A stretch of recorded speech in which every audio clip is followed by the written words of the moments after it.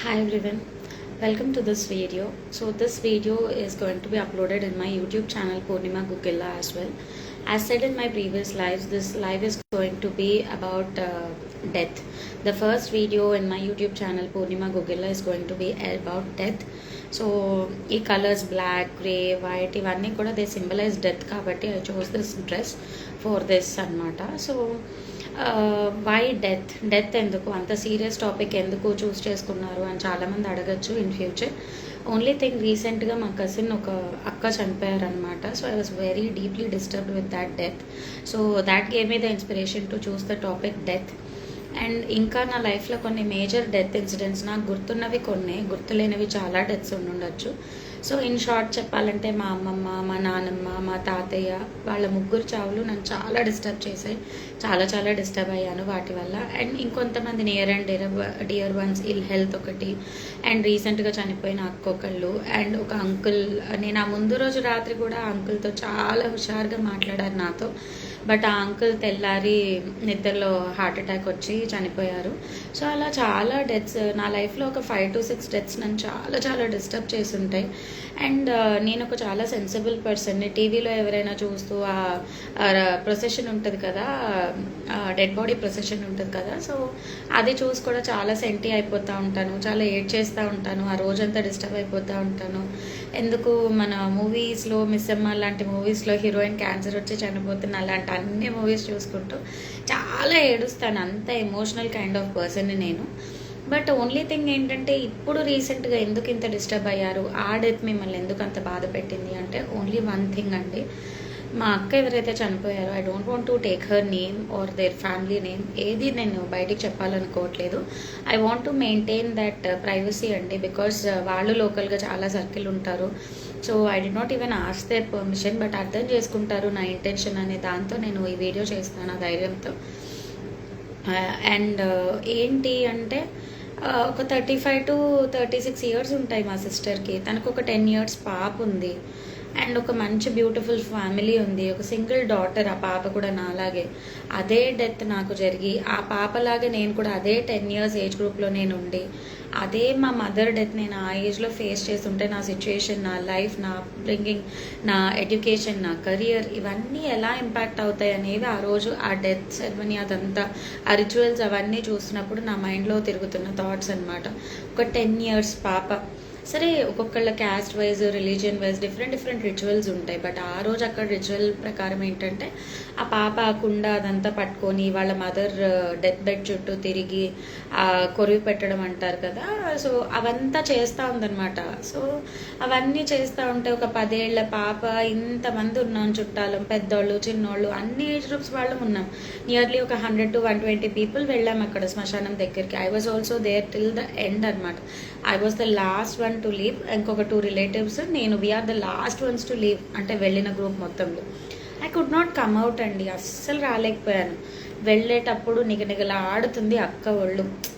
అంటే she's very fair అనమాట, complexion చాలా బాగుంటుంది అక్కది. సో అంత బ్యూటిఫుల్గా ఉంటుంది మా అక్క. వెళ్ళేటప్పుడు ఒక ఫుల్ బాడీ మంచిగా పట్టు చీర డ్రేప్ చేశారు, మొహానికి పసుపు కుంకుమ ఇవన్నీ పెట్టి తీసుకెళ్లారు అక్కని.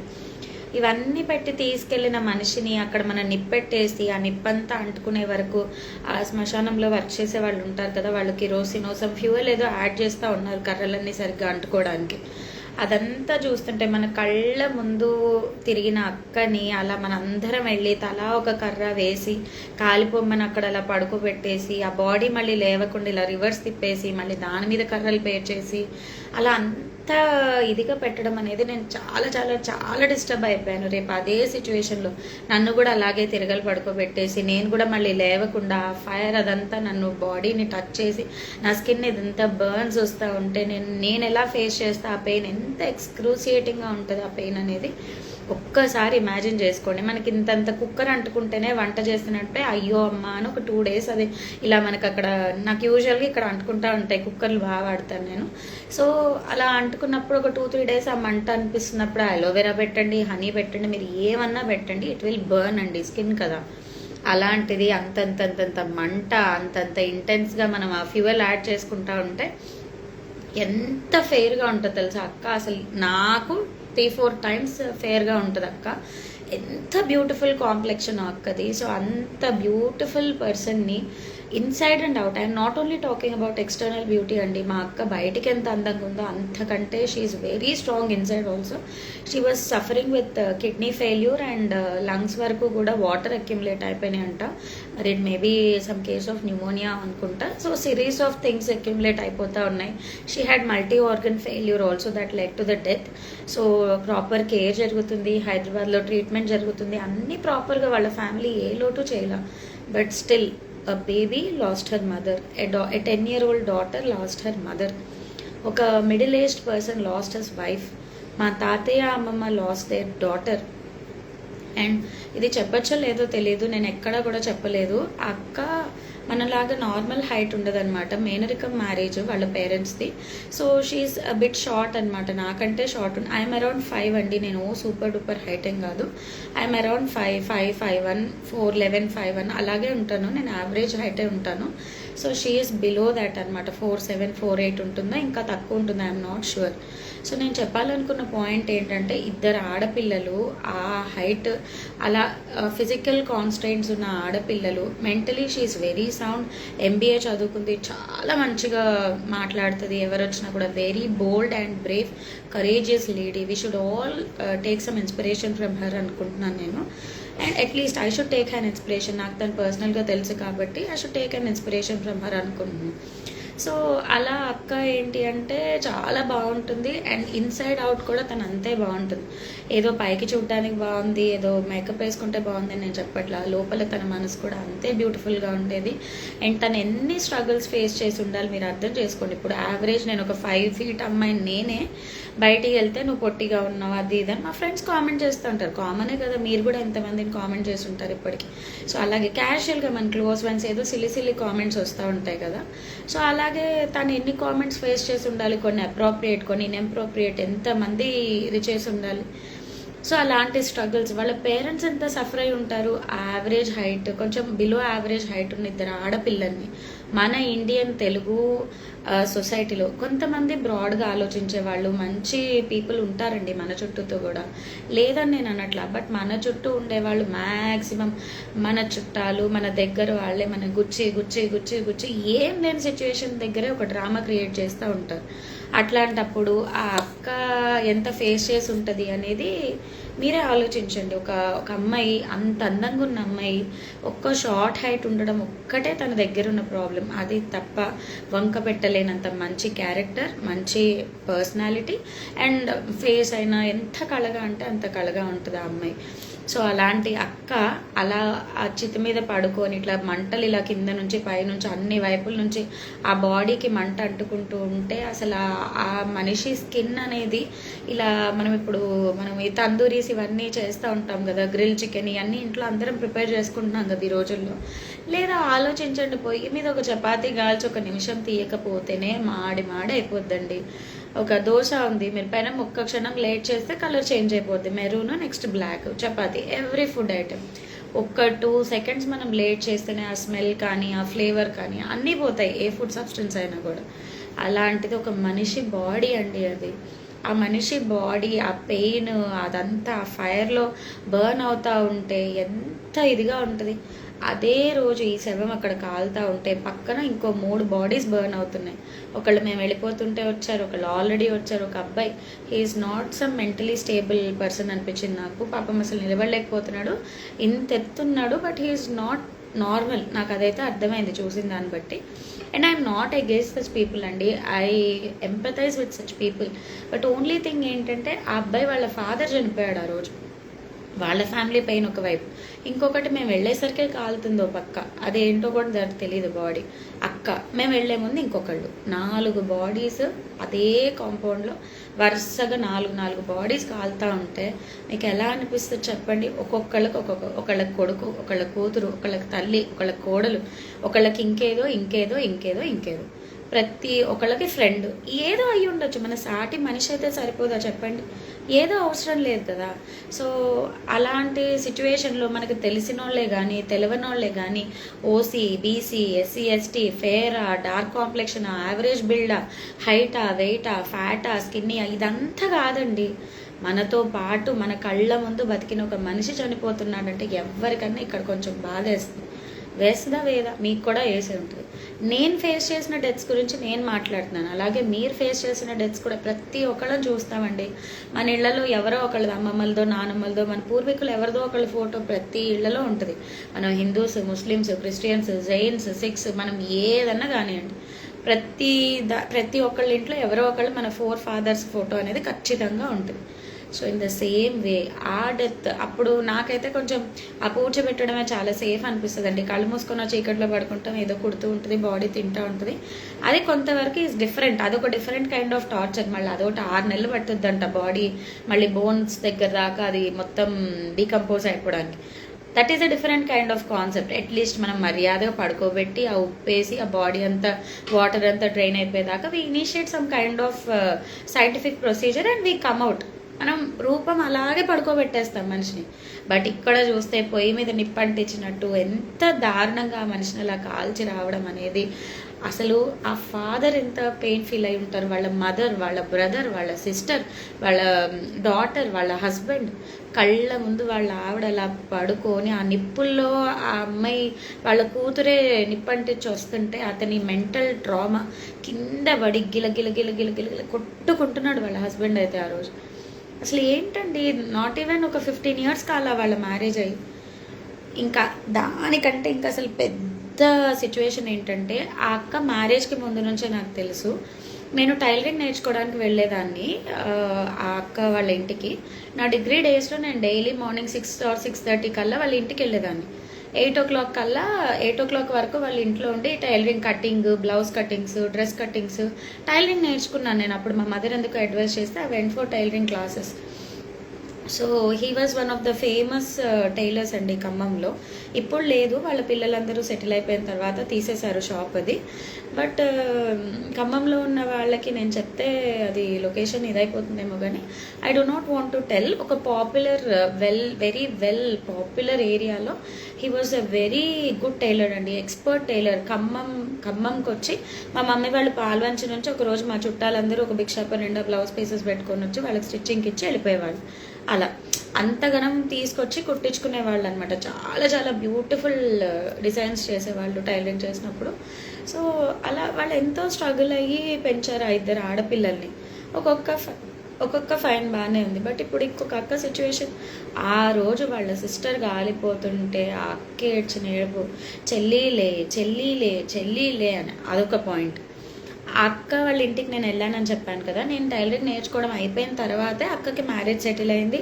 ఒక రోజు తను నాకు ఇట్లా వెడ్డింగ్ షాపింగ్కి వెళ్ళాము, పలానా శారీ నాకు బాగా నచ్చింది అని చెప్పి ఒక green and yellow sari, dark green and yellow combination sari తీసుకొచ్చి చూపించింది. నాకు చాలా ఇష్టం గ్రీన్ కలర్. సో ఆ అక్క తీసుకొచ్చినప్పుడు నాకు కూడా చాలా నచ్చింది. అరే బడ్జెట్లో ఈ శారీ చాలా బాగుంది అనుకున్నాను. ఐ నో దట్ శారీ అండి, I still remember that sari. ఈ రోజు ఆ అక్క చనిపోయే ముందు శారీ వేసి పడుకోబెడతారు కదా, ఆ పెళ్లి చీర మీద పడుకోబెట్టారండి అక్కని. సో పెళ్లి ఫోటోల్లో తను ఏ చీర అయితే కట్టుకొని బ్యూటిఫుల్ పిక్చర్స్ దిగుంటుందో అదే శారీ మీద తను లాస్ట్ రైట్స్ అనేవి ఆ శారీ మీద జరగడం అనేది ఎంత పిట్టిగా అనిపించిందో నాకైతే. రేపు నాకు కూడా అలాగే జరుగుద్దేమో, నాకు జరగదు మీకు జరగదు అని కాదు నేను చెప్పేది. నా కళ్ళ ముందు ఒకటి జరిగింది కాబట్టి I wanted to address that particular point. మనం నేను కూడా వేసుకుంటాను, మాయిశ్చరైజర్ రాస్తాను, క్రీమ్ పెడతాను. ఇప్పుడు ఈ మీడియాకి వచ్చిన తర్వాత స్కిన్ మెయింటెనెన్స్ కొంచెం చేస్తున్నాను. బట్ ఒకసారి ఆలోచించండి, మనం వేసుకునే బట్టలు, మన బీరువాలో ఉన్న క్యాష్, మన ఏటీఎం కార్డ్స్, మన ఇంట్లో దాచిపెట్టుకున్న బియ్యం బస్తాలు, వాట్ ఎవర్ ఫుడ్ సప్లైస్ కానీ, మన ఫుడ్, మన క్లోతింగ్, మన ఇల్లు, మన మనుషులు, మన రిలేటివ్స్, మన ఓన్ ఇమీడియట్ ఫ్యామిలీ, మన చుట్టాలు, మన క్లోజెస్ట్ ఫ్రెండ్స్, మన లవర్, మన బాయ్ ఫ్రెండ్, మన హస్బెండ్, మన ఎవరెవరైతే, మన పిల్లలు, మన అత్తమామలు, మన అమ్మ నాన్నలు ఎవరు రారు. మనం ఒక్కళ్ళమే వెళ్తాం పైకి. వచ్చేటప్పుడు ఎంత సింగిల్గా వచ్చామో వెళ్ళేటప్పుడు అంతే సింగిల్గా వెళ్తాం కదా.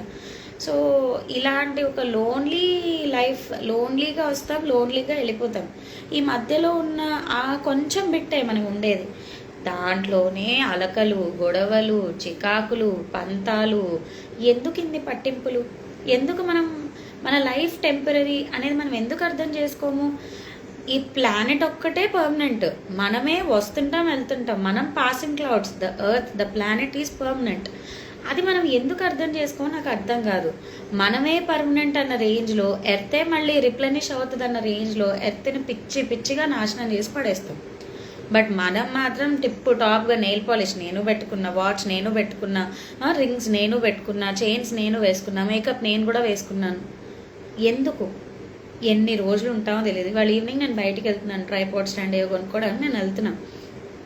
వెళ్ళొచ్చే దారిలో నాకు యాక్సిడెంట్ అయిందనుకోండి, ఏం చేయగలుగుతారు? స్పాట్ డెడ్ అవుతాను. అప్పుడు ఏంటి?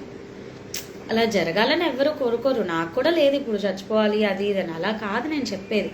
మనం బయటికి వెళ్ళిన తర్వాత మళ్ళీ ఇంటికి వచ్చే గ్యాప్లో మనం వస్తాము రాము, అటునుంచి అటే వెళ్ళిపోతామో కూడా తెలియదు. మా హస్బెండ్ వర్క్ చేసే ఒక ఆర్గనైజేషన్లో వాళ్ళ సుపీరియర్ ఒక ఆయన ఖమ్మం నుంచి ఒక వేరే డెస్టినేషన్కి అతను వెళ్తూ ఆయన బై మిస్టేక్ ఈవినింగ్ 7:30 అప్పుడు ఒక విలేజ్ రూట్లో నుంచి ఆయన వెళ్తూ ఒక గేదె అడ్డం వచ్చి యాక్సిడెంట్ అయిందంట. గేదెని గుద్దేశారంట. ఆయన చీకటి, అక్కడ ఏం లైట్స్ ఏమి లేవంట, స్ట్రీట్ లైట్స్ కూడా.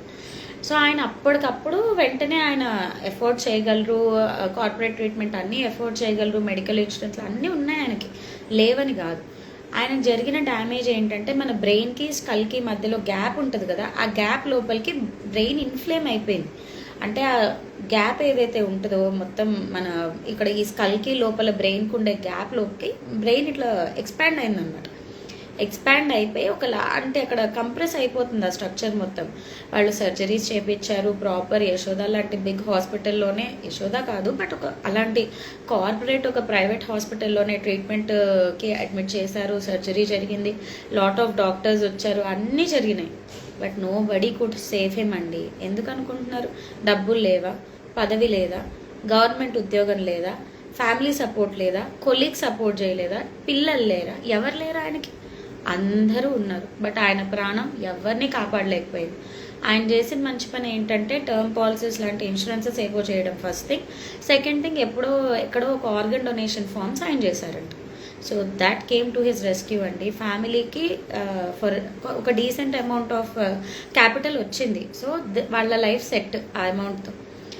అండ్ వాళ్ళ ఏమంటారు పిల్లలకి కూడా కెరియర్ వైజ్గా సరిపోతాయి. That is fine. ఆ ఆర్గన్ డొనేషన్ వల్ల అట్లీస్ట్ ఆయన చావు అనేది ఇంకొక కొంతమందికి ఎంతో కొంత ఉపయోగకరంగా ఉంది. అవునా కదా?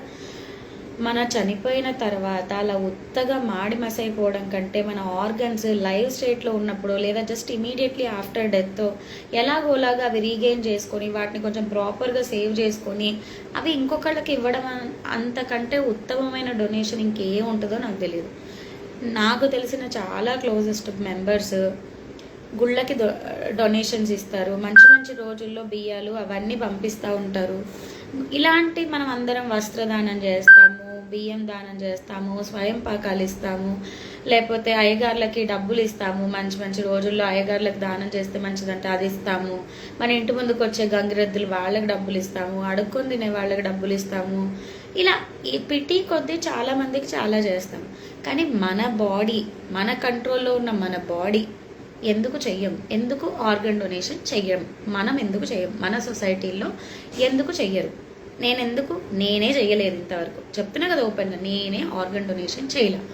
But very soon I will do. And ఆ ఫామ్ అవన్నీ పట్టుకొని కూడా నేను ఒక లైవ్ చేస్తాను సమ్డే. బట్ ఎందుకు నేనే చేయలేదు? ఇంత ఫీల్ వచ్చిన దాన్ని నేనే చేయలేదు. సో ఇంకా నా పేరెంట్స్ నా ఫ్యామిలీనో చేయాలని నేను ఎలా ఎక్స్పెక్ట్ చేస్తాను? నేను చేశానని చూపించిన నాడు మీ అందరిని అడిగే రైట్ నాకు ఉంటుంది. బట్ ఎందుకు ఇప్పుడు డిఫరెంట్ క్యాస్ట్ల వాళ్ళని ఒకలాంటి ఒక ఇదిగా చూస్తూ ఉంటాం. ఈవెన్ హిజ్రాస్ని కానీ ఇండీసెంట్ వర్డ్స్ రిఫర్ చేస్తూ ఉంటారు. కొజ్జాస్ అంటారు, 0.5 అంటారు, ఇలా డిఫరెంట్ చెక్కగాళ్ళు అంటారు. ఇలాంటి ఇండైరెక్ట్ వేలో వాళ్ళని చాలా హర్ట్ చేస్తూ ఉంటారు. వాళ్ళ తప్పేంటండి? Let's not deviate from that topic death. కాకపోతే ఒకటి, వాళ్ళ తప్పు లేకుండా వాళ్ళ జీన్స్ ద్వారా జరిగిన ఒక మిస్టేక్కి వాళ్ళ లైఫ్ అలా అయిపోయినందుకు ఎవ్వరం వాళ్ళకు నార్మల్ లైఫ్ ఇవ్వలేము. ప్లస్ అది చాలదన్నట్టు మనం సూటిపోటి మాటలు మాత్రం అనడం ఈజ్ వెరీ రాంగ్. సో వీలైనంత వరకు ట్రాన్స్జెండర్స్ మీద కనిపిస్తే వాళ్ళని ప్రేమగా ఒక హగ్, ఒక షేక్ హ్యాండ్ వచ్చి మాట్లాడండి. సీ దేర్ ఫేస్ మతాబులు వెళ్ళిపోయినట్టు వెళ్ళిపోతుంది. నేను చాలా మంచిగా మాట్లాడతా ఎవరైనా ట్రాన్స్జెండర్స్ కనబడితే. అంటే అందరితో మాట్లాడాలనిపించదు, బట్ కొంతమందితో మాట్లాడతా. But I can do. మనం అట్లీస్ట్ ఒక మాటే కదా వాళ్ళకి చేయగలిగింది. వాళ్ళకి మనం సర్జరీలు చేయించలేము, లైఫ్ సెట్ చేయలేము, ఏమీ చేయలేము. బట్ ఒక మాట అయితే మాట్లాడడం వల్ల రూపాయి ఖర్చు అయితే లేదు కదండి.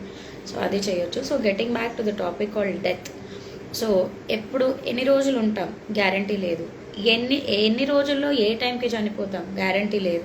ఎవరు ముందు పోతారు? నేనా, నా పిల్లల, నా పేరెంట్సా, నా హస్బెండా? ఇలా ఎవరికి వాళ్ళు, నా ఫ్యామిలీని నేను అనగలిగే రైట్ ఉంటుంది కాబట్టి నేను నా ఫ్యామిలీని కామెంట్ చేస్తున్నాను. మిమ్మల్ని ఎవరినో నేను కామెంట్ చేస్తే మీరు ఎందుకు పడతారు చెప్పండి? సో మనమే కానీ, మన ఇమీడియట్ ఫ్యామిలీ కానీ, మన సిబ్లింగ్స్ కానీ, మనం ఎవరం ఎప్పుడు చనిపోతామో గ్యారంటీ లేని జీవితం ఇది. సో అలాంటి దాంట్లో క్యాస్ట్, క్రీడ్, కలర్, రిలీజియన్, ఆ స్టేట్, ఈ స్టేట్, వీడు తెలుగోడు, వాడు తమిళోడు, ఇలాంటివన్నీ వదిలిపెట్టండి. అర్థమైందా? కేవలం అంటే కేవలం కీప్ ఎ బ్రాడ్ మైండ్.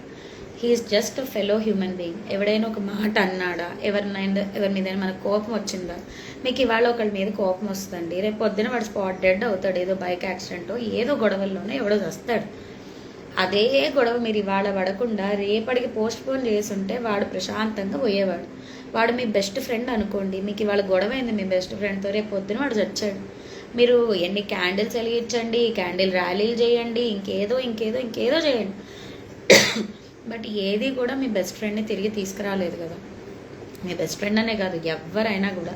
ఇప్పుడు నేను మా అక్కని తిరిగి తీసుకురాలేను, వాళ్ళ ఫాదర్కి ఒక డాటర్ని, అట్లా డిఫరెంట్ మనం ఎవరిని తిరిగి తీసుకురాలేమండి. సో మీ చుట్టూ ఉన్న పీపుల్, మీ లవ్డ్ వన్స్, మీరు ఎవరి కోసం అయితే ఆలోచిస్తారో, ఎవరి కోసం అయితే కష్టపడి ఉద్యోగాలు చేస్తారో, డబ్బులు సంపాదిస్తారో, ఎవరి గురించి అయితే కేర్ అండ్ కన్సర్న్ మీరు చూపిస్తారో, వాళ్ళందరి కోసం స్పెండ్ సమ్ టైం అండి. మీరు ఇవ్వగలిగిన బెస్టెస్ట్ అండ్ కాస్ట్లీయెస్ట్ గిఫ్ట్ ఎవరికైనా కూడా it is your time, your attention and your efforts. వాళ్ళంటే మీకు ఎంత ఇష్టం చెప్పడానికి ఒక ఎఫర్ట్ పెట్టండి. వాళ్ళతో స్పెండ్ చేయడానికి కొంచెం టైం కేటాయించండి. మీ లవ్డ్ వన్స్ ఎవరెవరో అవసరం లేదు, మీ ఇంట్లో ఉన్న వాళ్ళతో కాసేపు అందరూ, ఇప్పుడు లంచ్ అయిపోయి ఉంటుంది అందరిది, ఈవినింగ్ స్నాక్స్ లేదు, కుదరకపోతే నైట్ డిన్నర్, అందరూ గ్యాదర్ అవ్వండి. లేడీస్ అనుకో మీ పిల్లలకో హస్బెండ్కో ఫేవరెట్ డిష్ ఒకటి చేయండి. జెంట్స్ అనుకో మీ ఆవిడకి ఇష్టమైన ఒక బ్యూటిఫుల్ ఫ్లవర్ ఏదైనా తీసుకురండి, ఒక రోజ్ ఇవ్వండి, ఎంత హ్యాపీగా ఫీల్ అవుతుంది. పిల్లలు చూస్తున్నారు అనుకోండి లైవ్, మీ పేరెంట్స్కి చిన్న పేపర్, స్క్రాప్ పేపర్ ఏదైనా తీసుకొని హ్యాపీ సండే నాన్న, హ్యాపీ సండే అమ్మ, వీ లవ్ యూ అని ఒక కార్డ్ చేయండి. మీకు వచ్చి రాని పిచ్చి గీతలు గీసి ఐ లవ్ యూ మమ్మీ అని మీ మమ్మీ చేతిలో పెట్టినా లుక్ ఎట్ హర్ హ్యాపీనెస్ అండి. లేదు ఇదంతా చేసే ఓపిక, ఎఫర్ట్, ఇంట్రెస్ట్ టైం మాకు లేదు, మేము ఇదంతా చెయ్యము అనుకుంటే, అదే మీరు తింటున్న డిన్నర్ టేబుల్ మీద మీ మమ్మీనో అమ్మో ఎవరో ఒకళ్ళు కుక్ చేస్తారు కదా, పోనీ మీరే కుక్ చేసి ఉండొచ్చు, మీరు వండిన వంట లేదా మీరు తింటున్న వంటకి ఒక మంచి కాంప్లిమెంట్ మీరు తీసుకోండి లేదా ఇవ్వండి. ఇవాళ మా మమ్మీ ములక్కాయ కూర చేసింది, మాకు చాలా బాగా నచ్చింది, మమ్మీ ఎంత బాగా చేసావో అన్న, షీ వాజ్ హ్యాపీ. అలా మీరు తింటున్న ఫుడ్డే హ్యాపీగా వాళ్ళకు కాంప్లిమెంట్ ఇస్తే చాలండి. ఆ రోజు తినేదానికి కూడా పొగడాలా అంటే ఎవడేం చెప్పలేడు. మీకు రోజు పూట తినడానికి ప్లేట్లో మీల్స్ అయితే కావాలి, కానీ తిన్నదానికి వాళ్ళు పడ్డ కష్టం, చెమట పోస్తూ ఉంటే కిచెన్లో ఫ్యాన్ వేసుకునే ప్రొవిజన్ ఉండదు మన ఇండియాలో. చెమట పోస్తుంటే మీ మమ్మీయో మీ ఇంట్లో ఎవరో ఒకళ్ళు వంట చేసేవాళ్ళు ఎందుకండి మీరు దర్జాగా టీవీలో కూర్చొని సండే ప్రోగ్రాంలో స్వరాభిషేకాలు ఏదో చూస్తూ ఉంటారు. మీరు టీవీలో మంచి మూవీ ఏదో వస్తూ ఉంటుంది, లేదా హోమ్ థియేటర్లో ఏదో చూస్తూ ఉంటారు, వాట్ నాట్, మేము పోనీ ఫోన్లో షార్ట్స్ రీల్స్ ఏవో చూస్తూ ఉంటారు. మీ మమ్మీ మాత్రం ఎందుకండి మీకు సండే వచ్చిందని స్పెషల్ చేయాలి చెప్పండి? ఆవిడకి కాదా సండే, మీకు కూడా సండే అన్నట్టు ఆవిడకి కూడా సండేనే కదా. సో అలా మన లవ్డ్ వన్స్ ఇంకా బతికుండి మన మధ్యలో తిరుగుతూ ఉండి వాళ్ళకి నచ్చినవి తినగలిగే ఏజ్లో ఉన్నప్పుడు, వాళ్ళు నచ్చిన బట్టలు వేసుకోగలిగే ఏజ్లో ఉన్నప్పుడు, హ్యాపీగా తిరగగలిగినట్టు ఉన్నప్పుడు వాళ్ళని ఎక్కడికైనా తీసుకెళ్ళండి. డ్రీమ్ ప్లేసెస్ ఏంటో కనుక్కోండి, బకెట్ లిస్ట్ ఏదైనా ఉంటే కనుక్కోండి. సో అలాంటివి చేయండి. డ్రీమ్ ప్లేసెస్ ఏంటి, డ్రీమ్ ఫుడ్స్ ఏంటి. మీ మదర్కి ఎప్పుడో ఒక డ్రీమ్ శారీ ఉంటుంది, వాళ్ళ ఫ్రెండ్ ఎవరో కట్టుకున్నది, అదేంటో కనుక్కోండి, ఆ కలర్ కాంబినేషన్ ఏంటో కనుక్కోండి, దాన్ని తీసుకొచ్చి ఇచ్చే ప్రయత్నం చేయండి. సో అలాంటివి చేయండి అండి, అంతేగాని ఎక్స్పెన్సివ్ అవసరం లేదు. నేను చెప్పాను కదా, సింపుల్ ఒక వైట్ పేపర్ తీసుకోండి, లేకపోతే ఏదో ఒక మీకు రిలయన్స్ మార్ట్ ఏదో ఒక బిల్ వస్తుంది కదా, వెనకాల రాసి ఇవ్వండి ఐ లవ్ యూ అమ్మా అని. సరిపోదా? మదర్స్ ఏమీ కోరుకోరండి వాళ్ళ పిల్లల నుంచి. బీయింగ్ ఏ మదర్ నేను చెప్తున్నా, నాకు బాగా నచ్చేవి రెండు, మా పిల్లల నవ్వు, మా పిల్లలు నా దగ్గరికి వచ్చి గట్టిగా నన్ను హగ్ చేసుకొని పడుకునేటప్పుడు నాకు ఉండే ఫీల్, నాకు ఆ రెండే ఇష్టం. మా పిల్లల్ని మంచిగా రెడీ చేయడం ఇష్టం. నాకు చాలా చాలా ఉంటాయి మా పిల్లలతో చేయాలని. బట్ ఓన్లీ థింగ్ అవన్నీ చేయాలంటే నేను బాగుంటాను. నేను బాగుండాలంటే నా physical, mental and emotional health బాగుండాలి. సో ఎప్పుడైనా గుర్తుపెట్టుకోండి, మీ హెల్త్ని నేనైతే 3 వేస్లో మెజర్ చేస్తాను. నా health, what is my physical health, నేను ఎంత ఫిట్గా ఉన్నాను, నేను ఎంత యాక్టివ్గా ఉన్నా, that is part 1. Part 2, what is my mental health, నేను ఎమోషనల్గా ఎలా ఉన్నా is the third part. So mental health ఏంటి, నాకు ఏదైనా ఒక సడన్ న్యూస్ వచ్చింది, స్ట్రెస్ వచ్చింది, ఫ్రస్ట్రేషన్ వచ్చింది, యాంగర్ వచ్చింది, how I'm I dealing with it. And next emotional health అంటున్నాను. వాట్ ఈజ్ ఎమోషనల్ హెల్త్, ఇక్కడ నాకు తెలిసిన డెఫినేషన్, సొంతంగా నేను రాసుకున్న డెఫినేషన్లే నేను చెప్తున్నా. This may not be correct, this may not be true in any forms, but నాకు తెలిసింది నేను చెప్తున్నా. సో మీ రిలేషన్షిప్ ఎలా ఉంది, మీ స్పౌస్తో ఎలా ఉంది, మీ కిడ్స్తో ఎలా ఉంది, మీ పేరెంట్స్తో ఎలా ఉంది, మీ ఇన్లాస్తో ఎలా ఉంది, మీ ఫర్దర్ మీ ఫ్రెండ్స్తో ఎలా ఉంది, అలా మీ ఎక్స్టెండెడ్ గ్రూప్లో, సర్కిల్లో మీకు ఎవరితో ఎలా రిలేషన్షిప్ ఉంది, అవి మీ ఎమోషన్స్ని ఎలా ఇంపాక్ట్ చేస్తుంది అనేది నాకు తెలిసిన ఎమోషనల్ హెల్త్. సో ఈ మధ్య after 2 depressions, 2 post partum depressions and more than 7 to 8 months of suicidal thoughts, thankfully as I mentioned earlier, నేను ఒక్క సూసైడ్ అటెంప్ట్ కూడా నేను చేయలేదు. బట్ అలాంటి స్టేజ్ బీట్ చేయడానికి చాలా guts, strength, will power, determination, ఒక మోటివేషన్ ఖచ్చితంగా కావాలి. నా కిడ్స్, నేను లేకపోతే ఏమవుతారు, మా హస్బెండ్కి ఇంకో వైఫ్ వస్తుంది, బట్ నా కిడ్స్కి ఇంకొక స్టెప్ మదరే అవుతుంది తప్ప మదర్ అవ్వదు, వాళ్ళు ఎంతో లక్కీ అయితే తప్ప. సో మీ ఫిజికల్ హెల్త్ బాగుంటే, మీరు ఫస్ట్ బాగుంటే మీ ఫ్యామిలీని బాగా చూసుకోగలుగుతారు. మీరు లేడీ అవ్వచ్చు, జెంట్ అవ్వచ్చు, ఎవరైనా అవ్వచ్చండి. మీరు ఒకళ్ళకి భారం కాకుండా ఉండాలి, పాయింట్ 1. నెక్స్ట్ థింగ్, మీ స్పౌస్, వాళ్ళ హెల్త్ చూసుకోండి. Next me immediate family, me physical, mental and emotional health, ఆ 3 కూడా చాలా ఇంపార్టెంట్. సో ఆ 3 టేక్ కేర్ చేసుకోండి. మీ లవ్డ్ వన్స్కి ప్రాపర్ టైం అండ్ అటెన్షన్ ఇవ్వండి. వాళ్ళకి మీకు వాళ్ళంటే ఎంత ఇష్టం అనేది ఏదో ఒక రూపంలో వాళ్ళకి నచ్చే విధంగా చూపించే ప్రయత్నం చేయండి. ఎవరి లైఫ్లో గ్యారంటీ కాదు, రేపు తెల్లారేసరికి నాతో సహా మీలో ఎంతమంది ఉంటారో దేనికి గ్యారంటీ కాదు. So I want you to, మీకు ఎవరికైనా ఈ వీడియో నచ్చితే, నేను చెప్పిన దాంట్లో కొంచెమన్నా కూడా సెన్స్ ఉంది అని మీకు అనిపిస్తే ప్లీజ్ షేర్ దిస్ వీడియో అండి. నేను ఇదే వీడియో యూట్యూబ్లో కూడా అప్లోడ్ చేయడానికి ట్రై చేస్తాను. And if not possible I will cut it into pieces and I will edit it somehow. So I'm not so experienced in editing and it will take some time. So thank you all for joining this live and I'm going to close it. Ma baab leche edustunadu, so sorry. Thank you, bye bye. Da